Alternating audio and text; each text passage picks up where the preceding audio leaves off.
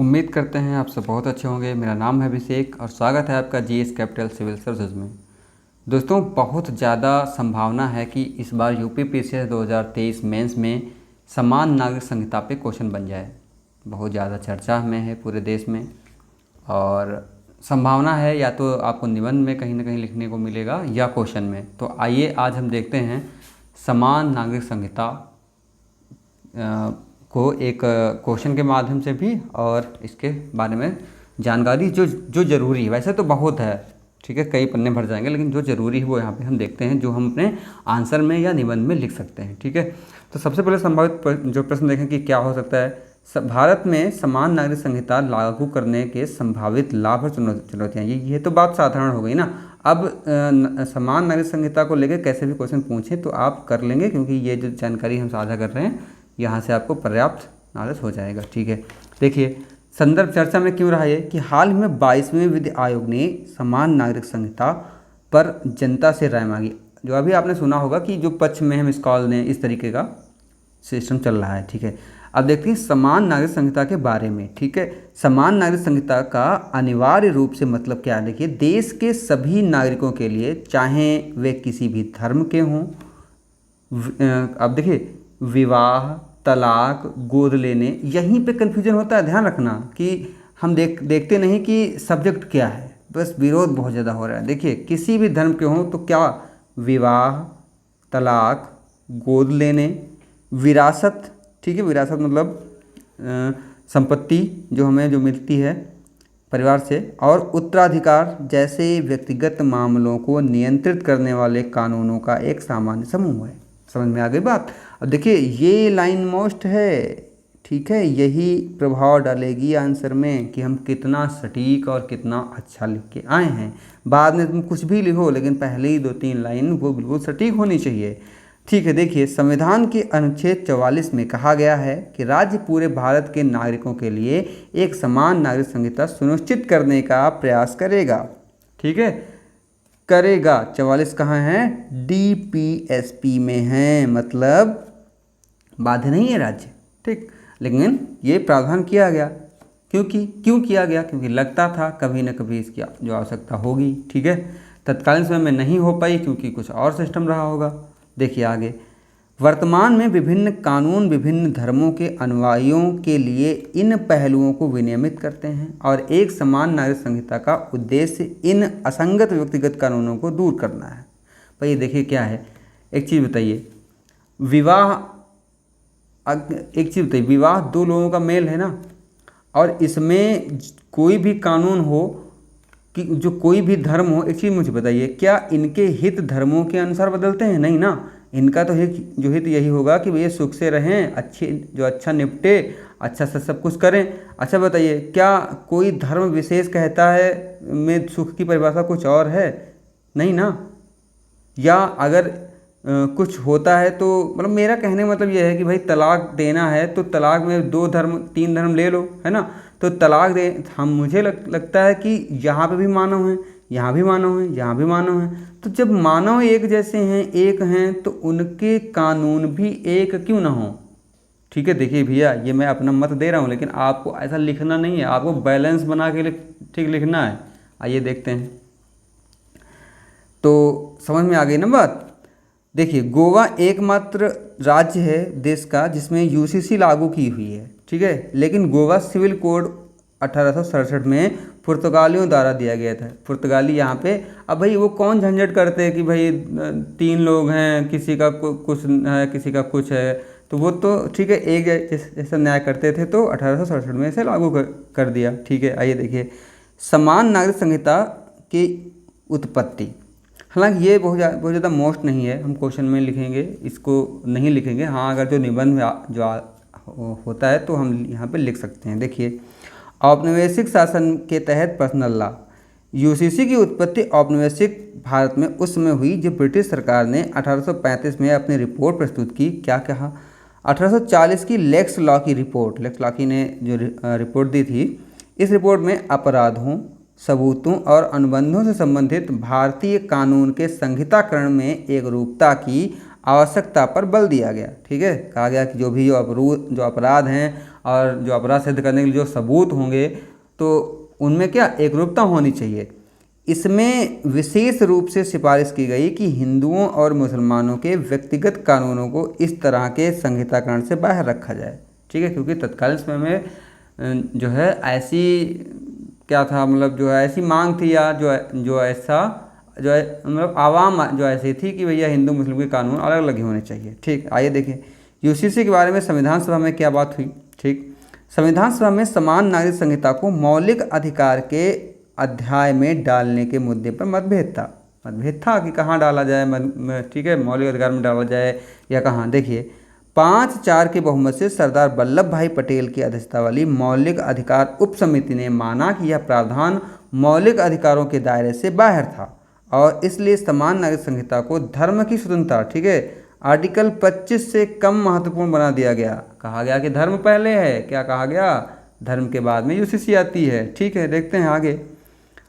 क्या भारत में नागरिक मामलों में पहले से ही समान नागरिकता नहीं है? ये एक बड़ा प्रश्न है भैया। आइए देखते हैं। भारतीय कानून अधिकांश नागरिक मामलों में एक समान संहिता का पालन करते हैं। ध्यान रखना, कहाँ, नागरिक मामलों में। भारतीय अनुबंध अधिनियम, नागरिक प्रक्रिया संहिता, माल व बिक्री अधिनियम, संपत्ति हस्तांतरण अधिनियम, साझेदारी अधिनियम, साक्ष्य अधिनियम, इन सब में क्या है, एकरूपता है। हालांकि राज्यों ने, देखो राज्य क्या है, समय समय पर जो अपने वहाँ संशोधन करते रहे हैं। ठीक है, उसकी कोई खास बात नहीं है। तो क्या लिखा है कि इसलिए कुछ मामलों में इन धर्मनिरपेक्ष नागरिक कानूनों के तहत भी विविधता है। ध्यान रखना। उदाहरण के लिए कैसे, हाल ही में कई राज्यों ने एक समान मोटर वाहन जो अधिनियम 2019 द्वारा शासित होने से इनकार कर दिया। यदि संविधान निर्माताओं का इरादा समान नागरिक संहिता का होता तो उन्होंने इस विषय को संघ सूची में शामिल करके व्यक्तिगत कानूनों के संबंध में संसद को विशेष अधिकार दिया होता। ये भी एक बात तर्कपूर्ण है। ठीक है, लेकिन पर्सनल लॉ का उल्लेख समवर्ती सूची में किया गया। समझ में आई बात। अब देखिए, अब देखो ये चीज़ जो यहाँ से यहाँ तक है, तो यहाँ आपको थोड़ा सा भी याद हो तो काम चल जाएगा, कोई बहुत ज़रूरी नहीं है लिखने की। ठीक है, हमको सिर्फ लिखना है कि यूसीसी क्या है। ठीक है, और सीधे समझा दो, फिर क्या है, पक्ष और विपक्ष में तर्क दो, इतने से ही आपका क्वेश्चन हो जाएगा। समझ में आई बात। आइए यूसीसी के पक्ष में तर्क देखते हैं। एकीकरण को बढ़ावा देता है। ठीक है, केंद्र सरकार का मानना है कि धर्म पर आधारित व्यक्तिगत कानून देश की एकता का अपमान है, लेकिन सरकार यह भी कहती है कि यूसीसी विभिन्न समुदायों को एक आम मंच पर लाकर भारत के एकीकरण को सुनिश्चित करेगा। समझ में आई बात। दूसरी बात क्या है कि समानता और न्याय। भाई न्याय और समानता एक साथ होनी चाहिए। देखिए यूसीसी यह सुनिश्चित करता है कि सभी नागरिकों के साथ उनकी धार्मिक या सांस्कृतिक पृष्ठभूमि की परवाह किए बिना समान व्यवहार किया जाए और उन्हें समान अधिकार और अवसर प्राप्त हो। मुझे देखिए ये इस बात में थोड़ी सी दम लगती है। ठीक भाई, मुझे लगता है कि मानो सब एक जैसे हैं, ठीक ना, तो सबके साथ में एक जैसा ट्रीट होना चाहिए। बस बात खत्म हो गई। धर्मनिरपेक्षता, यूसीसी को लागू करना व्यक्तिगत कानूनों को धार्मिक प्रथाओं से अलग करके राज्य के धर्मनिरपेक्ष चरित्र को मजबूत करता है। ये इस बात में भी ठीक दम है। हम अगर धर्मनिरपेक्ष हैं तो हमारे किसी भी काम में धर्म नहीं दिखना चाहिए, धर्म के आधार पर काम नहीं होने चाहिए। ठीक है, ये चीज़ ध्यान रखना। फिर किसी भी काम में धर्म नहीं दिखना चाहिए। नहीं कि यूसीसी ले आए भैया धर्मनिरपेक्ष, बाकी सब धर्म के आड़ में कर रहे हो, धर्म के लिए कर रहे हो, नहीं, सब कुछ खत्म होना चाहिए। ठीक है, लैंगिक समानता की बात करें, विभिन्न धार्मिक समुदायों में व्यक्तिगत कानूनों से में ऐसे प्रावधान हैं जो विवाह, तलाक, विरासत, भरण पोषण जैसे क्षेत्रों में महिलाओं के खिलाफ भेदभाव करते हैं। ये बस यही मेन बात है, ये ध्यान रखना। एक यूसीसी इन असमानताओं को दूर करने में मदद करेगी। पर ये तो बात है। देखिए तलाक हो गई किसी के बीच में, ठीक है, दो व्यक्ति हैं, तलाक हो गई, ठीक है, तलाक सिर्फ हो गई। अब हम अपना करें, तुम अपना करो, तो ये चीज़ें थोड़ा सा गलत हैं, क्योंकि अभी भी इंडिया में तो ऐसा कल्चर है कि अकेली महिला को संपूर्णता का दर्जा देना लोग सही नहीं समझते हैं। हालांकि ये गलत है, संपूर्ण होती है स्त्री, अपने आप में सक्षम है। तो क्या है कि तलाक हो गई तो ऐसा मानते हैं कि वो दर दर भटकेगी, और भटकती भी है, क्योंकि ऐसा समाज है अभी। अगर कुछ कानून है ना तो शायद जो तलाक हो ही ना ऐसे ही। अगर होती भी है तो क्या संरक्षण मिलेगा, भरण पोषण जो मिलेगा, तो ये एक बात तो हो सकती है। यूसीसी के विरुद्ध में तर्क क्या देंगे हम, मौलिक अधिकारों का उल्लंघन, ये बिल्कुल ध्यान रखना। हमें क्या कहा हमने तो बहुत कुछ बताया, लेकिन जो आपको बैलेंस बनाना है, अगर क्वेश्चन आता है तो यूसीसी के बारे में लिखेंगे, ठीक है, थोड़ा सा लिख देना भाई कैसे क्या आया, उसके बाद में पश्चिमी तर्क बस आपका क्वेश्चन पूरा हो जाएगा। यह पसंद क्या कहेंगे कि मौलिक अधिकारों को देखिए, यह पसंद के धर्म का पालन करने की संवैधानिक स्वतंत्रता का उल्लंघन करता है, ठीक है। मुझे लगता है कि धर्म अपना सब लोग मानो, लेकिन धर्म के आधार पे कानून बनाना जो अलग अलग, ये गलत है थोड़ा, इससे हमें बाहर निकलना चाहिए। खैर ये मेरी व्यक्तिगत राय है, जो आप लोगों को बैलेंस बना के लिखना है। जो धार्मिक समुदायों को आप संबंधित व्यक्तिगत कानूनों का पालन करने की अनुमति देता है, ठीक है। उदाहरण के लिए अनुच्छेद 25 प्रत्येक धार्मिक समूह को अपने मामलों का स्वयं प्रबंधन करने का अधिकार देता है। अनुच्छेद 29 अपनी विशिष्ट संस्कृति के संरक्षण का अधिकार देता है, ठीक है। तो इन बातों का क्या होगा, उल्लंघन होगा, ठीक है। दूसरी बात देखिए, कार्यान्वयन में चुनौती, हाँ ये तो है, चुनौती तो है, ये हर जगह होती है। पिछले क्वेश्चन में भी हमने जो बताया था, यह भी तर्क दिया जाता है कि यदि संहिताबद्ध नागरिक कानून और सीआरपीसी और आईपीसी जैसे आपराधिक कानून एक राष्ट्र एक कानून का पालन नहीं करते हैं, तो इसे विभिन्न समुदायों के विविध व्यक्तिगत कानूनों पर कैसे लागू किया जा सकता है। ये बात शायद आप लोगों को न पता हो कि सीआरपीसी आईपीसी भी स्थान विशेष में बदल जाती हैं, मतलब कुछ परिवर्तन जो हो जाते हैं इंडिया में ही, साउथ और नॉर्थ में, ठीक है, नॉर्थ साउथ में भी कुछ चेंजेस हैं। उदाहरण के लिए देखिए यहाँ पे लिखा भी है, 1872 का भारतीय साक्ष्य अधिनियम एक संघीय अधिनियम पश्चिम बंगाल और तमिलनाडु की सरकारों द्वारा संशोधित किया गया, ठीक है, संशोधन करके वो लोग लागू कर लेते हैं। चौथी बात है सांस्कृतिक विविधता। ये भी बात भाई कह रहे हैं कि भारत में कई धर्म, संस्कृतियाँ और परंपराओं वाला एक विविध देश है। यूसीसी के विरोधियों का तर्क है कि एक समान संहिता लागू करने से समृद्ध सांस्कृतिक विविधता कमजोर हो सकती है। बताइए भाई, ये बात है एक संभावित प्रतिक्रिया। विभिन्न धार्मिक समुदायों के बीच उचित बातचीत और आम सहमति के बिना यूसीसी की शुरुआत और सामाजिक और राजनीतिक तनाव पैदा हो सकता है। ये भी बात है भाई, हम तुम्हारे लिए कानून बना रहे हैं तो पहले आपसे पूछें कि आपको ऐसा हम करें, आप ठीक है कि नहीं ठीक है, इसमें ये बात है। फिर देखिए यूसीसी के बारे में उच्चतम न्यायालय के अलग अलग विचार। अब इसमें देखिए शाहबानो मामले में जो बहुत फेमस रहा 1985 में, शाहबानो मामले में तलाक में एक मुस्लिम महिला ने के अधिकारों के संबंध में उच्चतम न्यायालय ने कहा कि संसद को एक सामान्य नागरिक संहिता की रूपरेखा तैयार करनी चाहिए। ध्यान रखना, क्योंकि यह एक ऐसा कानूनी साधन है जो पहले राष्ट्रीय सद्भाव और समानता की सुविधा प्रदान करता है। ये बात कहा शाहबानो के केस में। अब देखिए एबीसी बनाम दिल्ली राज्य में क्या कहा, 2015 में उच्चतम न्यायालय ने कहा कि ईसाई कानून के तहत ईसाई महिलाओं को अपने बच्चों के प्राकृतिक अभिभावक के रूप में मान्यता दी जाती है, भले ही हिंदू अविवाहित महिलाएं अपने बच्चे की प्राकृतिक अभिभावक हों।